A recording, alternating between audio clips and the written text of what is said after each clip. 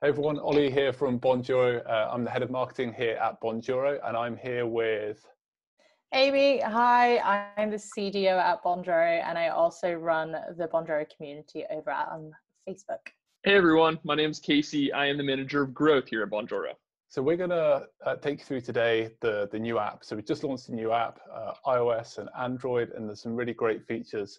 And what we wanted to do, the format we brought together is that me and Amy are going to talk through a few of those features, and Casey is going to basically assume the role of customer and ask us some questions that will hopefully help you guys understand how you're going to get value from these features. So we'll kick right off, and the first feature that I wanted to talk about and break down for you guys is a new thing that we brought into the app. It's already in the web app, but it's now available in the mobile app itself, which is customer context.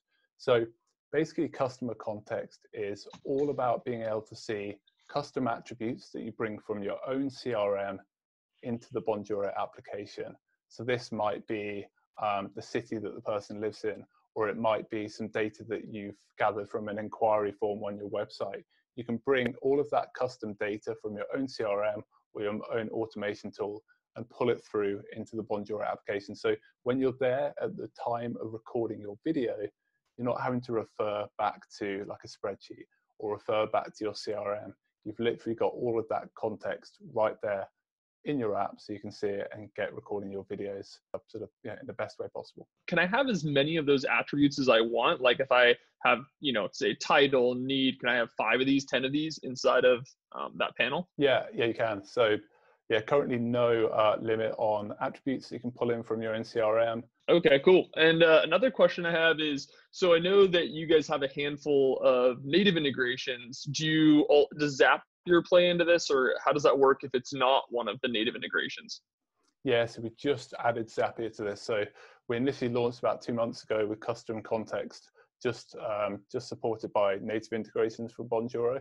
And we've now expanded that out to Zapier. So if you run with Zapier, if you use Bonjoro with Zapier and not a native integration, jump into our live chat, just ping a little question in there and say, hey, can you give me a hand setting up custom attributes? If you can't figure it out, if you figure it out, perfect. If you can't, just let us know and we'll help you get that set up with Zapier. So honestly, we can connect with any app on Zapier and pull custom attributes into your Bonjoro app via those apps as well. So it's really cool. Awesome. I think I'm going to jump in with the next best feature, which is Tasklist Filters. So the great thing about the Tasklist Filters is now that you can choose between your oldest Bonjoros or your newest. So for example, you've got around 50 Bonjoros and you want to get your oldest Bonjoros done first and then finish the newest last. You can literally just flip it and you can go from your newest to your oldest. And you can also filter between teammates as well. So if you don't want to just see your own Bonjoros or the whole team's Bonjoros, you can just click on your own or anyone else's.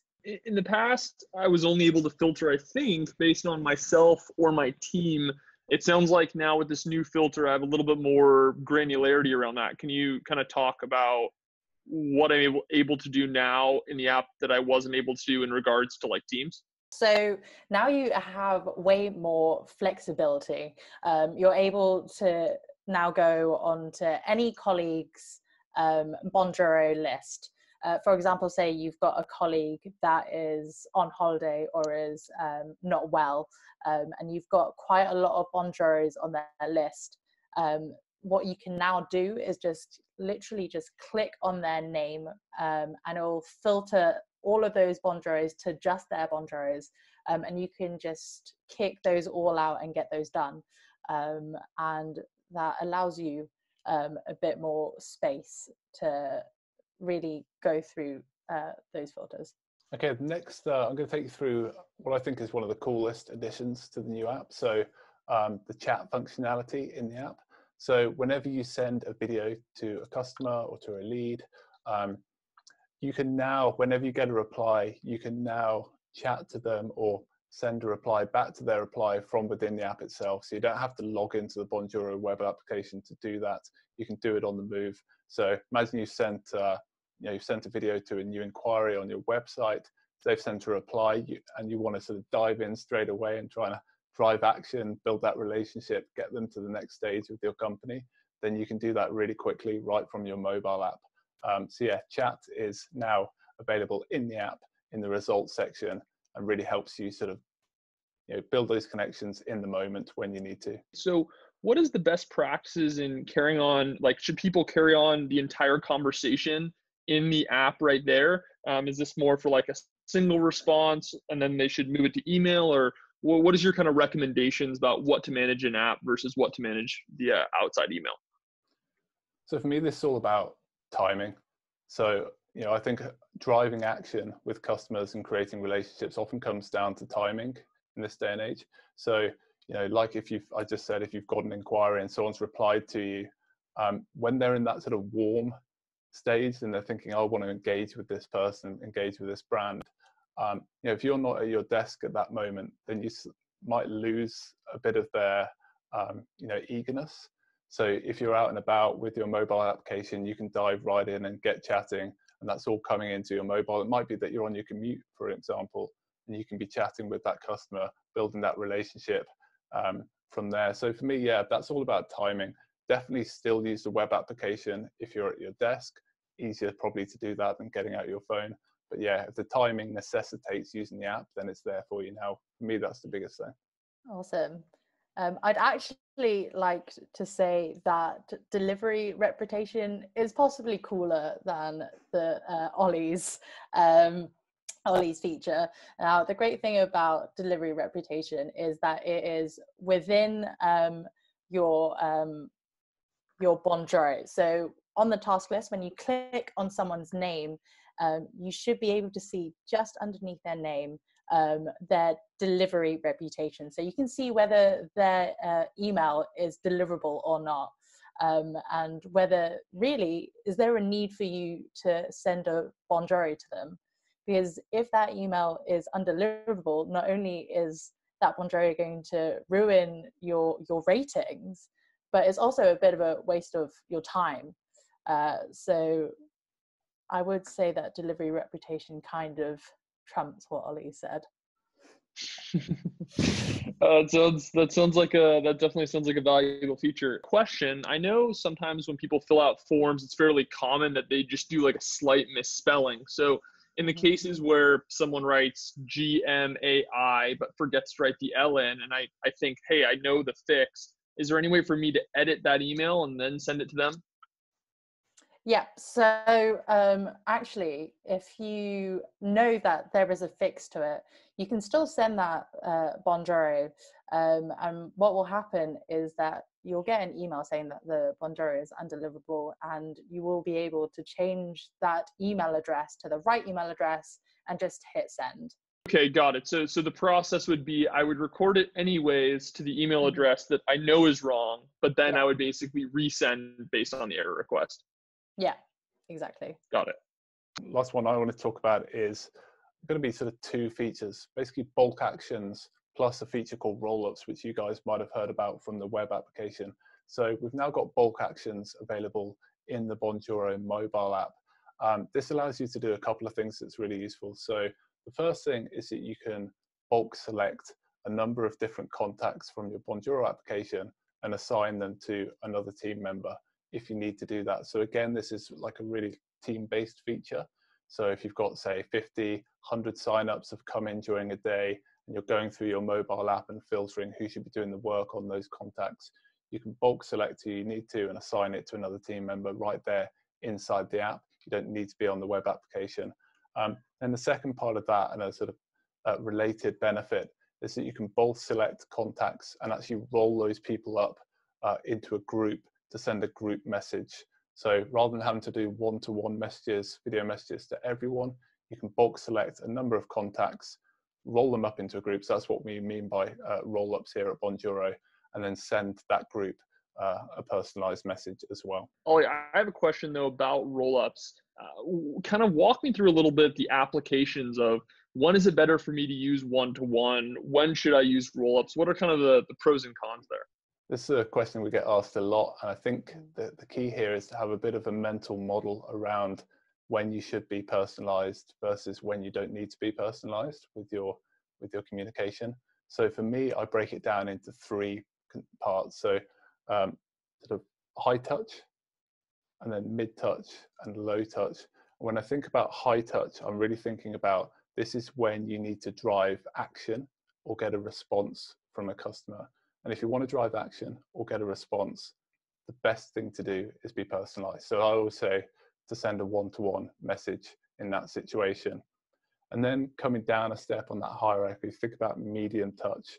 So this is really about if you just want to maybe sort of engage or educate a slightly smaller group of customers, then you can use something a little bit more broadcasty. We actually have a new Chrome recorder, so a screen recorder now. So you could do a Chrome recording and send that out to a group of customers, or you could use roll-ups to do a bit of an update to a group of existing customers that doesn't necessitate that one-to-one. It's not like you're trying to drive or you're desperate to drive the action or get a response, but you want to update that small group of customers. So that could be a bit more medium touch. So that's where I'd use roll-ups. And then I always think like low touch is really sort of much larger groups and stuff that you can really automate. And that stuff's probably a little bit more transactional, you know, sort of real low touch updates. So I'd break it down, like think about, you know, where that customer is in the journey with your business. Does it necessitate that high touch, medium touch, or low touch? For high touch, do the one-to-one messages. Medium touch, possibly use roll-ups or use our new Chrome recorder. And then low touch, you know, is probably not a Bonjoro thing. You're probably going to be using another platform for that. Okay, thank you.